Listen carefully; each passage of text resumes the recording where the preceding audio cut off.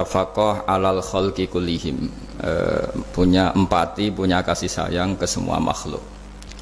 Bahwa takdir kita ada perbedaan itu ya wajar, tapi bahwa definisi itu nyata. Tadi beliau menyebut termasuk satu saudara atau satu komunitas dengan makhluk-makhluk Allah yang lain. Pernah suatu saat Nabi memuji ada seorang nakal itu diterima tobatnya Allah karena di jalan ketemu anjing, kemudian ngasih minum anjing itu dan Allah mengampuni. Meskipun secara hukum usul fikih tidak bisa digeneralisir, misalnya kalau minumin anjing 1 surga, kalau 100 tambah surga. Nanti lupa minumin manusia gara-gara kebanyakan minumin anjing gitu. Tapi apapun itu faktanya ada cerita di hadis seperti itu. Kemudian menyangkut komunitas internasional yang beberapa diantaranya tentu beda agama, beda keyakinan. Saya mau membacakan cerita di kitab Ar-Risalah Al-Qushairiyah. Jadi saya hanya membantu referensi-referensi yang diajarkan guru-guru kita. Ar-Risalah Al-Qushairiyah adalah kitab kesayangan Mbah Maimun karena dulu mbah beliau dapat ijazah dari Sayyid Umar Sato, kakaknya Sayyid Abi Bakar Sato yang punya kitab I'anatul Thalibin. Dan kitab itu dibawa ke Indonesia sampai ke saya sebagai murid beliau. Di antara yang disebut dalam Ar-Risalah Al-Qushairiyah ini Thariqatu Ahlil Ilm, kitab Ar-Risalah Al-Qushairiyah itu. Saya baca nasnya atau ibaratnya atau teksnya. Sami'tu ba'dal ulama yaqulu istadhafa majusiyun Ibrahim al-Khalil alaihi salam faqala bisyarti antuslima. Famarral majusiyu fa'awhallahu ta'ala ilaihi mundu khamsina sanatan nut'imuhu ala kufri falau nawaltahu lukmatan min ghairi antutalibahu bitahyiri dini famado Ibrahim alaihi salam ala athari hatta adrakahu wa'tadhara ilaihi fasalahu anisabab fadhakara lahu dhalik fa aslamal majusiyu. Jadi suatu saat Nabi Ibrahim itu kan terkenal Abu Duyuf, orang yang mesti menservis tamu-tamu itu. Kita tahu dulu itu tidak ada warung, tidak ada hotel, tidak ada, ya pokoknya tidak ada mall. Sehingga kalau orang pergi itu kelaparan betul itu. Buat orang kaya pun kelaparan karena melewati padang pasir itu. Kalau sekarang kan orang mau sowan kiai makan dulu. Karena takutnya di rumah kiai kan makan sungkan, jadi makan dulu nanti di kiainya tinggal pura-pura makan. Kalau dulu memang makan nih tamu itu wajib betul, kalau tidak ya kelaparan betul tamu itu.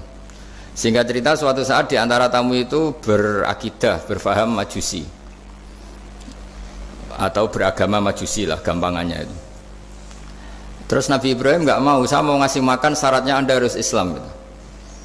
Akhirnya orang ini putus asa kemudian meninggalkan Nabi Ibrahim. Saat itu, saat orang itu meninggalkan Nabi Ibrahim, Allah memberi wahyu ke Nabi Ibrahim. Orang itu umurnya 50 tahun dan dia hidup karena tak kasih makan. Terus kata Allah, mundu khamsina sanatan nut'imuhu ala kufri. Saya yang Tuhan saja ngasih makan dia 50 tahun tanpa syarat dia harus Islam. Kamu baru dimintai makan sehari mensyaratkan Islam. Walhasil terus Nabi Ibrahim ngejar orang majusi itu, terus monggo-monggo makan di rumah saya. Singkat cerita terus orang majusi itu tanya, kenapa Anda berubah pikiran? Terus Nabi Ibrahim cerita bahwa beliau ditegur Allah kemudian harus melakukan itu. Jadi cerita-cerita seperti itu banyak. Dulu kita dengar para kiai sering cerita ketika seorang Yahudi rumahnya diusir Amr bin As untuk pembangunan masjid. Ketika lapor ke Sayyidina Umar, masjid itu yang mengambil tanahnya orang Yahudi harus dikembalikan ke orang Yahudi. Dulu guru-guru kita juga sering cerita Sayyidina Ali itu pedangnya dicuri sama orang Yahudi. Ketika ketemu di pasar atau di jalan, kemudian Sayyidina Ali yakin itu pedangnya, dilaporkan ke Qadhi Syureh. Setelah itu Sayyidina Ali diminta, buktinya apa, saksinya siapa kalau itu pedang Anda? Saksinya Hasan dan Husain. Tapi kata hakim, Sayyid Hasan Husain itu keluarga Anda, tidak sah jadi saksi. Zaman itu Sayyidina Ali masih berargumentasi, waqad qala Rasulullah sallallahu alaihi wasallam Hasanun wa Husainun sayyida syababi ahlil jannah. Tapi kata Imam Sureh, tetap standar saksi itu tidak boleh dari keluarga. Singkat cerita, qadhinya itu pakai standar hukum usul fikih, al-qaulu qaulu sahibil yad. Yang dibenarkan adalah yang sekarang megang barang itu. Ketika enggak ada saksi, al-musaddaq, yang dibenarkan al-qaulu qaulu sahibil yad, yang dibenarkan ya yang megang barang itu. Singkat cerita dimenangkan oleh orang Yahudi tadi. Setelah dimenangkan Sayyidina Ali agak kecewa, masa seorang Amirul Mukminin sidang di pengadilan negeri kalah. Tapi orang Yahudi tadi akhirnya insaf, sadar sampai masuk Islam, sampai beliau ngendikan bihada taqumus sama wal ard, karena ini langit dan bumi berdiri karena keadilan itu. Jadi ini cerita-cerita referensi yang bisa menolong teman-teman siapapun berkomunitas internasional. Karena pikiran saya sederhana ya, al ilmu yurisul akhwal, ilmu itu melahirkan sikap. Jadi kalau kita punya referensi yang cukup tentang toleransi, insya Allah kita hidup di mana saja punya toleransi, karena toleransi itu juga ajaran agama. Di antara yang diceritakan para guru-guru kita adalah ketika Nabi mau dibunuh oleh orang namanya Daksur atau Duksur, siapa nggak tahu KTP-nya saya. Kiai-kiai kalau baca Daksur. Ketika beliau sedang santai di satu tempat, tahu-tahu ada orang yang mengambil pedangnya kemudian bilang mayyamna'uka minni ya Muhammad, sekarang Anda sama saya berdua, siapa yang bisa menghalangi kamu? Nabi dengan rileks menghentikan Allah. Kemudian si Daksur ini gemetar, pedang jatuh, kemudian diambil Nabi. Sekarang ya Daksur, mayyamna'uka minni, yang bisa menghalangi kamu siapa? Orang itu bilang la ahada, tidak siapapun. Nabi dengan gampangnya fa'afa anhu, Nabi memaafkan. Padahal ini jenis harbi, jenis orang yang jelas punya niat bunuh. Terus artinya kita yang ngaji di pesantren, saya ngaji di Mbah Maimun, punya Bapak Kiai Nur Salim, semuanya ngajarkan bahwa di mana-mana perang kekerasan itu ya karena kita diperangin. Udina lilladzina yuqatalun, karena kita diperangi kita boleh perang. Qatilul ladzina yuqatilunakum. Jadi yang boleh kita perangi ya zaman kayak kita dulu dijajah Belanda, dijajah Jepang zaman itu. Ketika sudah tidak ada penjajahan ya alasan itu sudah hilang karena mereka tidak merangi kita. Jadi apa ya, perang ya ada konteks rasionalitasnya, damai juga ada konteks rasionalitasnya. Tapi karena kita punya tradisi referensi, teman-teman yang di Jerman tak bantu, tadi ada kitab Arisal Al-Qushairiyah, terus ada beberapa cerita-cerita tadi kayak Daksur. Kalau ayatnya jelas ya, jelas qatilul ladzina yuqatilunakum wa in janahu lisalmi fajnah laha wa tawakkal 'ala Allah. Bahkan seperti yang diceritakan Profesor Quraisy tadi, yang sedang kita benci pun bisa saja suatu saat teman. Dalam surat Mumtahanah itu atau Mumtahinah ada ayat asawwau ayyaj'ala bainakum wa bainal ladzina ataitum minhum mawaddah. Bisa saja orang yang sekarang kamu benci suatu saat kamu cintai. Wallahu qadir, itu Allah Maha Kuasa.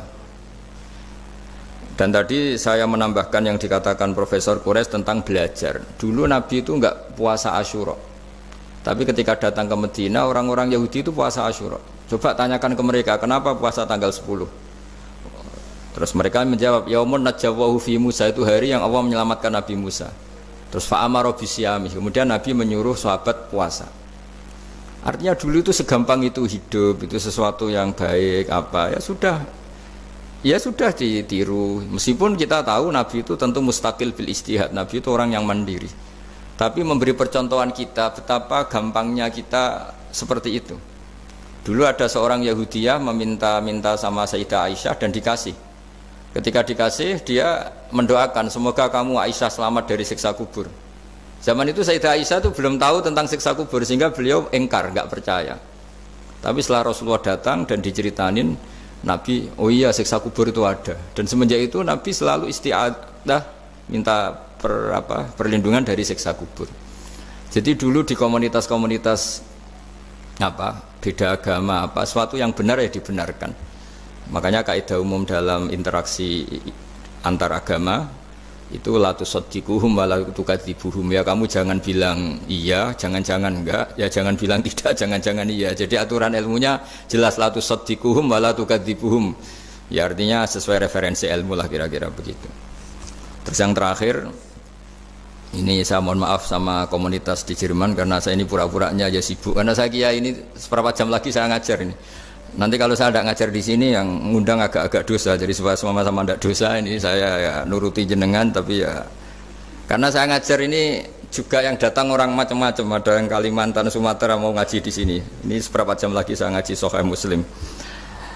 Yang terakhir ini di halaman Kitabu Adabil Ulfa wal Ukhuwah halaman 285 dalam Ihya juz 2. Jadi kitab saya juz 2, mungkin kalau beda cetakan yang jelas ikut Kitabu Adabil Ulfa wal Ukhuwah. Di sini diterangkan oleh Imam Ghazali dengan beberapa riwayat yang disebut al-jiranu salasatun, bertetangga itu ada 3. Jarun lahu hakun wahid, ada tetangga yang punya hanya 1 hak. Wajarun lahu haqqani wajarun lahu salah satu hukukin. Terus beliau cerita yang punya 3 hak itu ya tetangga, ya seagama, ya masih ada hubungan kerabat. Yang punya 2 hak ya tetangga, ya seagama. Terus wa amal ladzi lahu haqqun wahid fal jarul musyrik. Yang punya hak 1 itu tetangga yang beda agama. Jadi intinya tetap dikasih hak meskipun beda agama. Sampai diantaranya disebutkan juga di halaman 287 Imam Ghazali ngendikan, beliau berfatwa dan beliau bercerita, rawahu Umar bin Syu'aib an Nabi an Jaddih anin Nabi. Terus qala Mujahid kuntu inda Abdillah bin Umar wa ghulamun lahu yaslahu syatan faqala ya ghulam idza salakhta fabda bijarinal yahudi. Abdullah bin Umar itu sedang memasak kambing, atau itu pembantunya ini sedang nguliti kambing. Itu pesannya Abdullah bin Umar, ya ghulam idza salakhta fabda bijarinal yahudi, nanti jangan lupa tetangga kita yang Yahudi. Ini di Ihya halaman 287.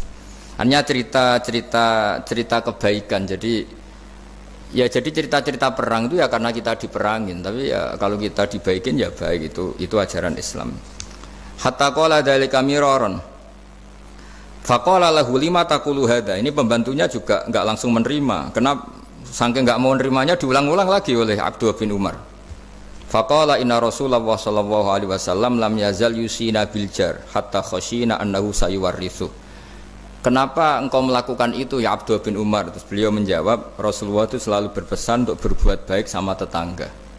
Tadi kita tahu kalau tetangga punya 3 hak, berarti seagama, ada hubungan kerabat, hakul jar berarti 3. Ada yang seagama dan tidak punya hubungan kerabat, berarti punya 2 hak, yaitu 1 agama dan kerabat. Ada yang punya 1 hak saja, ya tidak keluarga, tidak seagama, tapi karena tetangga itu juga tetap punya hak. Dan itu pun masuk kategori lam yazal yusina bil jar, termasuk orang-orang yang harus kita baikin. Ya kalau di Qurannya kayak tadi ya, qatilul ladzina yuqatilunakum, boleh merangi ya yang merangi kita. Udzina lil ladzina yuqatalun, diberi hak merangi ya sama yang merangi kita, bukan yang tidak merangi kita. Terus waqala Hisham, kanal hasanu la yara ba'san antut imal jarul yahudiyya wan nasraniyya min udkhiyatik. Bahkan sebagian ulama di sini disebut Hasan Basri berpendapat kalau berkorban, kalau punya tetangga Yahudi yang butuh nggak apa-apa dikasih dagingnya. Ini di halaman Ihya 287 juz 2. Jadi dari cerita-cerita itu dan referensi-referensi itu, teman-teman di Jerman nggak usah khawatir lah. Kalau kiai-kiai kayak kita itu berfatwa nggak boleh berkomunitas internasional, nanti takut begini-begini, ndak lah. Kita bacanya ya sama seperti yang dibaca Profesor Kures, sama yang dibaca guru-guru kita. Jadi itu kalau boleh dikatakan sumbangan saya lah, bahwa di kita di pesantren itu ajaran-ajarannya juga seperti itu. Dan tadi beberapa kita saya sebutkan halamannya supaya bisa dicari, supaya tidak kelihatan hoax, juga tidak bikinan saya gitu, supaya jelas itu. Dan saya mohon maaf karena nggak bisa ngikuti sampai selesai, tapi saya ngapresiasi, semoga jadi Syawal yang baik, minal aidin wal faizin. Minal aidin artinya kita kembali menjadi ahli surga. Saya termasuk yang sependapat dengan kitab yang saya baca. Dulu kita ini ahli surga karena Nabi Adam lahirnya di surga dan diciptakan di surga. Karena satu kesalahan beliau harus kembali ke bumi. Dan setelah puasa itu selesai dan diterima, kita kembali ke ahli surga lagi. Maksud disebut minal aidin, kita kembali lagi berstatus sebagai ahli apa? Surga. Dan itu dimulai dari saling memaafkan. Karena yang menghalangi masuk surga itu hak adami. Manusia itu kan paling kikir untuk memaafkan orang lain. Padahal kalau hak adami belum selesai itu Allah tidak mau memaafkan. Makanya syaratnya masuk surga harus kita saling memaafkan. Dengan cara seperti itu insya Allah kita minal aidin wal faizin. Jadi mohon maaf, sekali lagi mohon maaf karena saya tidak bisa ngikuti sampai selesai karena saya harus ngaji. Karena bukan papa ya, memang harus. Andikan sunat itu mungkin saya tinggalkan. Tentu ada bodoh yang benar-benar nggak ditoleransi Allah Ta'ala, yaitu bodoh tentang Tuhan ya. Kita dikasih nikmat Allah, dikasih bumi untuk dipakai tanpa bayar, dikasih oksigen. Kemudian kita bodoh, nggak tahu yang memberi siapa, itu kan bodoh betul. Tapi lebih merusak lagi ketika nggak ngerti mengklaim dirinya sebagai ngerti, karena itu artinya kan sesuatu yang harusnya larangan dimengerti, gara-gara kamu bilang itu ilmu itu terus diilmukan, jadi sesuatu yang salah tapi diilmukan, itu lebih ngeri karena menyesatkan. Saya beri contoh misalnya begini ya, kita di pondok itu kan ngaji jelimet lah. Jelimet itu ya detail gitu. Sehingga kita tahu lah bodoh yang paling nggak ditoleransi itu bodoh tentang Allah. Sehingga ketika pertama kita ngaji awalu wajibin alal insan ma'rifatullah, pertama yang harus kita tahu itu Allah. Kita sebagai warga negara Indonesia saja tahu presidennya siapa, bupati kita siapa, masa di buminya Allah tidak tahu yang bikin siapa, itu kan kebangetan. Itu bodoh, itu merusak, terutama bodoh dalam hal-hal yang harus ngerti, yaitu tadi ma'rifatullah. Tapi juga ada yang lebih fatal lagi, tidak ngerti tapi menyesatkan dengan klaim ngerti. Itu yang umat Islam zaman Imam Ghazali itu selalu mengingatkan bahayanya filsafat yang menyesatkan. Misalnya teori tentang Tuhan itu logos terus begini itu jeluwimet sampai yang dengarkan aja nggak paham, yang ngomong juga masih nggak paham, apalagi yang mendengarkan. Tapi itu kan mengkaburkan teori Tuhan yang sejelimet itu. Padahal Tuhan bisa ditemukan dengan cara yang mudah. Tuhan itu siapa? Yang pokoknya yang menciptakan langit bumi itu namanya Tuhan. Tuhan itu siapa? Yang wujudnya paling awal itu namanya Tuhan. Tapi gara-gara diberi penjelasan seakan-akan jelimet ilmiah, padahal itu nggak bener, itu hanya nggak bener lah. Itu lebih ngeri lagi karena orang akan bertuhan dengan cara yang salah. Ya kira-kira gitulah contoh ekstrimnya. Terus saya gimana? Terus saya nambahi tadi. Udah cukup ya? Akhir penutup permintaan dari kawan-kawan untuk berdoa, Gus. Oh iya. Ya, untuk kami yang di sini. Ya, karena Prof. Siap tadi juga sudah melimpahkan panjenengan. Oh ya. Terus saya menambahkan sedikit tentang yang didawuhkan Pak Kures tadi. Memang di terakhir dawuhnya Nabi, kamu harus berbuat baik. Kalau nggak bisa ya Rasulullah, mendukung yang baik. Kalau nggak bisa ya Rasulullah, Nabi terakhir ngendikan takufu syarroka anin nas fa innaha sadaqatun minka ala nafsik. Potensi kejahatan kamu jangan menimpa orang lain, itu ya bagian dari sedekah kamu. Jadi takufu syarroka anin nas fa innaha sadaqatun minka ala nafsik. Jadi misalnya bawaan kita baru nggak mood, bawaan kita baru ingin emosi, ya sebaiknya jangan ketemu orang, nanti bawaannya cemberut. Tapi kalau bawaan kita sedang baik, ya sudah nggak apa-apa ketemu orang itu. Jadi ya diukur-ukur sendiri lah gitu. Makanya kalau sedang jatuh tempo kredit, banyak utang, nggak usah keluar, nanti bawaannya ketemu orang marah, ya kira-kira gitu. Ya dihitung-hitung sendiri. Al-Fatihah. A'udzubillahi minasyaitonirrajim. Bismillahirrahmanirrahim. Alhamdulillahirabbil alamin arrahmanir rahim maliki yaumiddin. Na'budu wa nasta'inu shiratal mustaqim shiratal ladzina an'amta 'alaihim ghairil maghdubi 'alaihim waladdallin. Bismillahirrahmanirrahim. Nahmaduka ya Ghafur ya Syakur ya Wadud. Allahumma shalli wa sallim wa barik ala sayyidina Maulana Muhammadin wa ala alihi washabbihi wa barik wasallam asma'in. Nas'aluka ya Allah bi anna lakal hamda la ilaha illa anta al-hannan al-mannan ya badi'as samawati wal ardi ya hayyu ya qayyum. Nas'aluka ya Allah antarzuqna at-ta'asiyya wal qudwata wal iktida bi nabiyyika Muhammadin sallallahu alaihi wasallam. Rasulullah yas'alim ayatika yu'allimuhumul kitab wal hikmata yusakkihim antal azizul hakim.